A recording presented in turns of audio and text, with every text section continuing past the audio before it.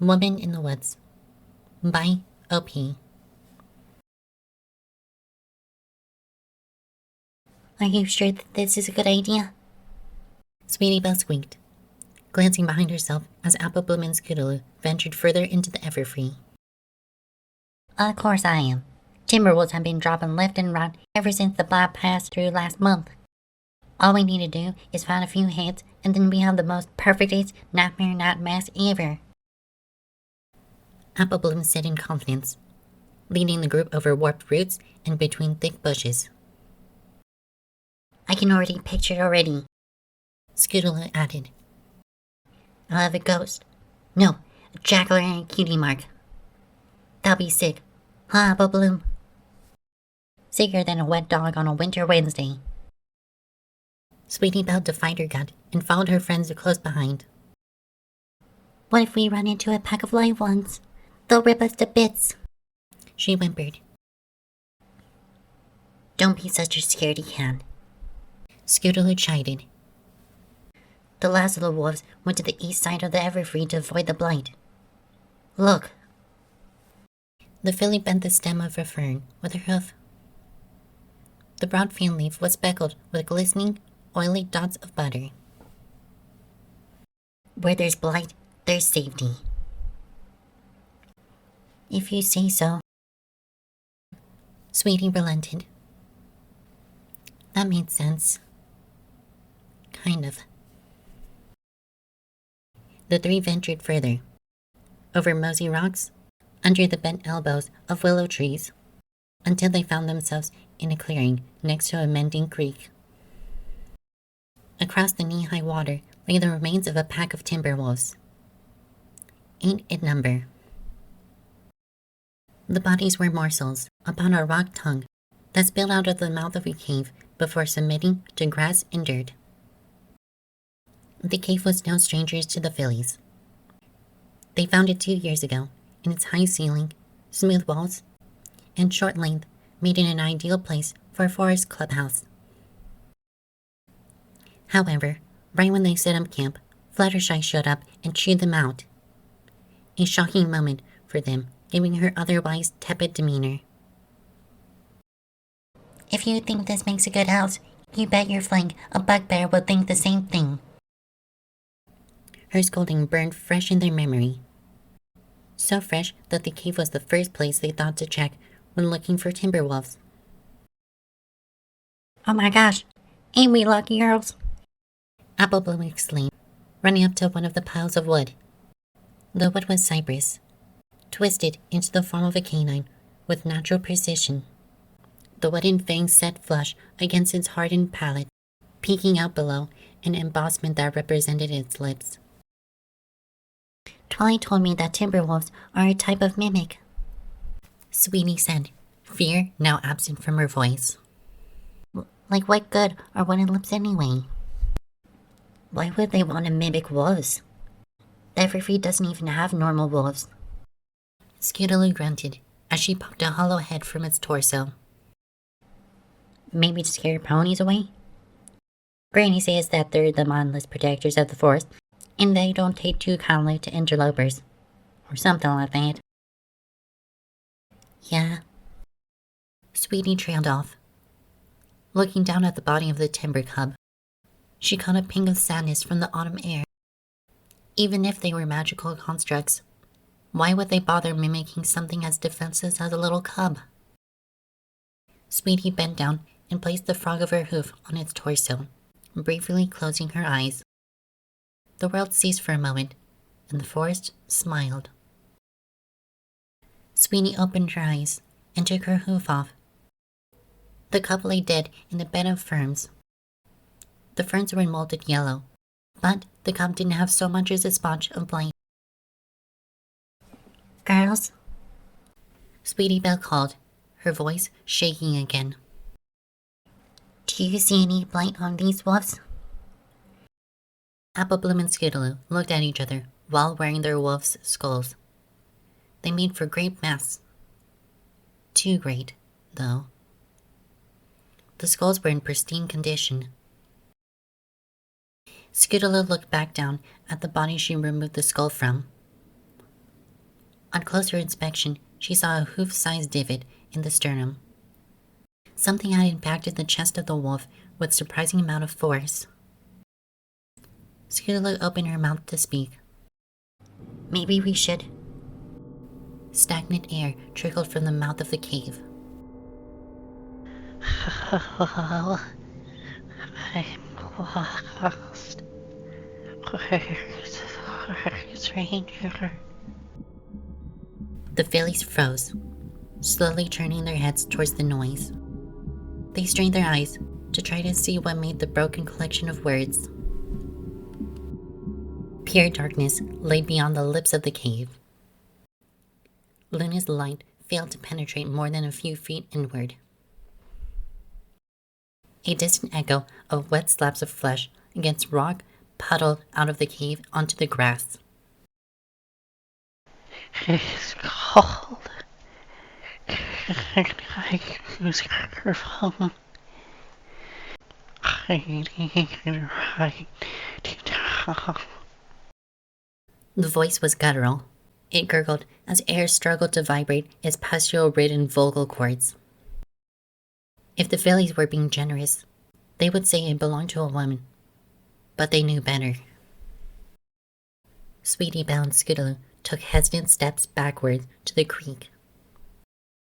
Apple Bloom stood still, her body stuck in a paradoxical rut between fight and flight. I can bury you. I have fine. A pale pink form stepped into the curtain of the moonlight out of the mouth of the cave. The figure stood on two valgum legs, and its toes bore split, yellowed nails. Thick, warming varicosities stitched up the shine of the calves. Its knees appeared like deformed faces, and its thighs were lined with clawing stretch marks. At its crotch was nothing but a collection of wiry hair. Its top half remained obscure in the dark. Is anyone there? Sweetie Belle ran. There was no thought process, no weighing of moral or ethical quandaries at the sin of leaving her friends behind. Just pure electric terror as her brain demanded self-preservation. She would get help, is what she told herself as she fled over the creek. She would get Twilight and the others to come and kill the monster and save her friends. What good could she do staying there? She couldn't find a dog, let alone a timber wolf. And this? No. Sweetie Belle ran. The creature's swollen feet took another haphazard step, slapping loudly with a wobbled gait. The curtain of the moonlight revealed more of the hideous form. Above its crotch were lumps of its pelvic bones. It had one on the left and three on the right. Its hypogastrium sunk down into a valley while its stomach bloated just above. It lacked a belly button, and striking blue medusa veins radiated out of the center like pulsating snakes just under the skin. The creature had lopsided breath, the left heavier than the right, and neither had teeth. Its left elbow was bent outward as if the forearm was attached backwards, and both of its hands tabbered into spindly spiders of flesh. Over its clavicle flowed smooth jet black hair. That was enough for Scootaloo. She didn't need to wait for the creature to step out of the shadow and reveal its face. She didn't know if her heart could take it.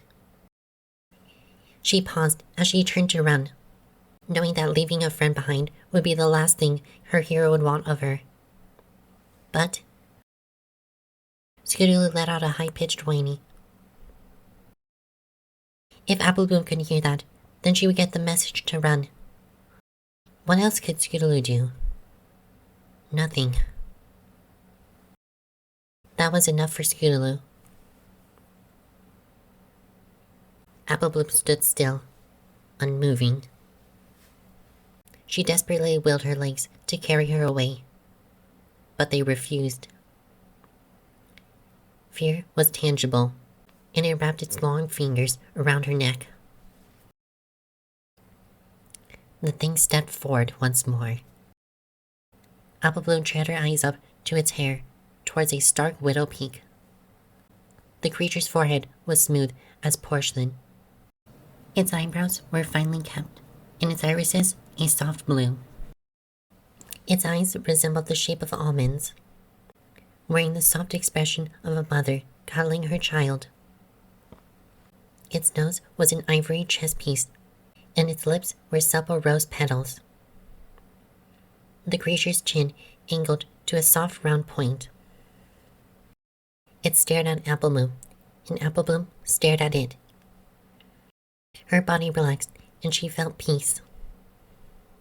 Apple Bloom stood still, unmoving.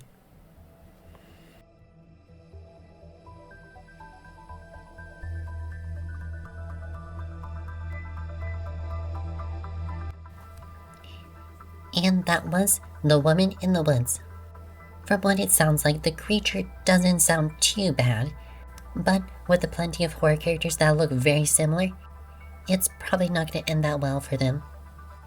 But with how creative the CMC are, I'm sure they'll figure a way out. Thank you all so much for listening to this reading, and without further ado, my name is Nisma Rose. Have a wonderful day, and I'll see you in the next video.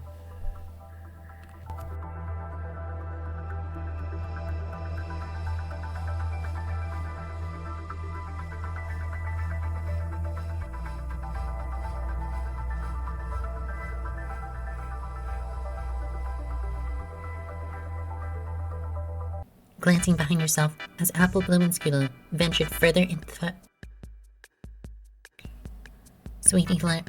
Sweetie relented. Of course I am. Timberwolves have been dropping left and right ever since the bypass. Timberwolves have been dropping left and right ever since the bypass last month. The three ventured further. Under the bent elbows of willow trees. What if we run into a pack of live ones? They found it 2 years ago, and its high ceiling, smooth walls, and short length made it ideal place.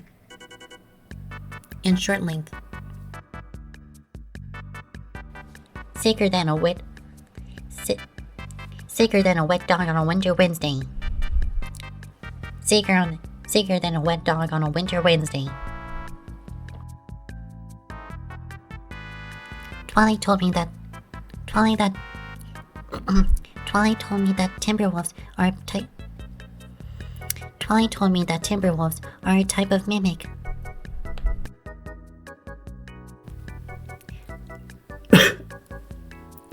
Apple Bloom and Scootaloo looked at each other while wearing their...